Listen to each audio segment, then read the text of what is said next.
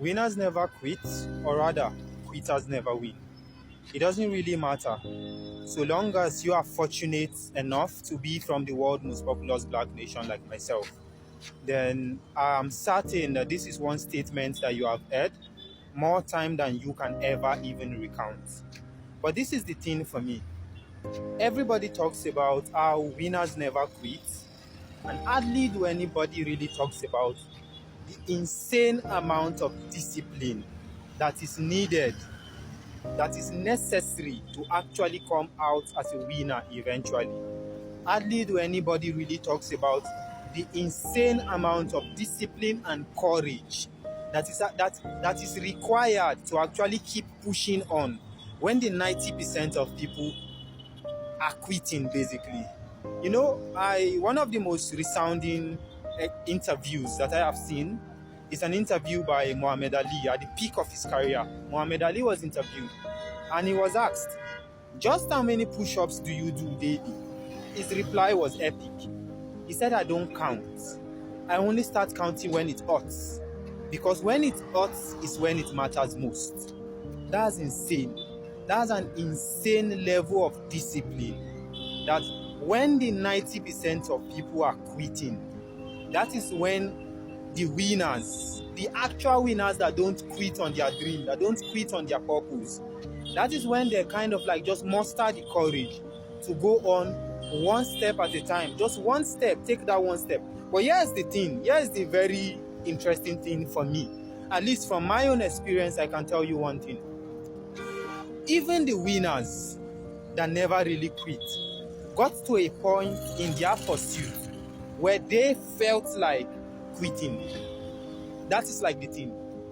Even the winners that are celebrated today, they got to a point in time in their career, in their pursuit for purpose, that all that they felt, that all that it felt like was just simply just to quit. Thomas Edison conducted over 10,000 failed experiments before inventing the light bulb.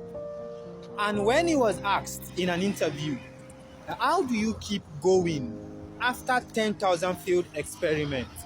He simply replied and said, those were not 10,000 failed experiments. Those were not 10,000 failures. Those were 10,000 ways of me to learn how not to do it right. It is the insane amount of mental discipline that distinguishes the winners from the quitters. So it is an insane amount of discipline that actually distinguishes the winners from the quitters. But this is like the thing that actually stands out for me. The people that won at the end of the day ended up as winners, not because they did not quit, but because they started at some point in time. They started at some point in time. That is the only reason why, even when it felt like the world was ending, they could muster the courage to keep going. So figure out what you want to do in life. Start. It is going to get challenging. It is going to get excruciatingly painful. I can say that for myself, that it is going to get excruciatingly painful. But most importantly, start. That is just all of the courage, all of the motivation you need to keep going when it gets crazy. By all means, just get started. I remain Monaco Daniel, the mastermind trader from the world's most populous black nation. I'll see you in the next video.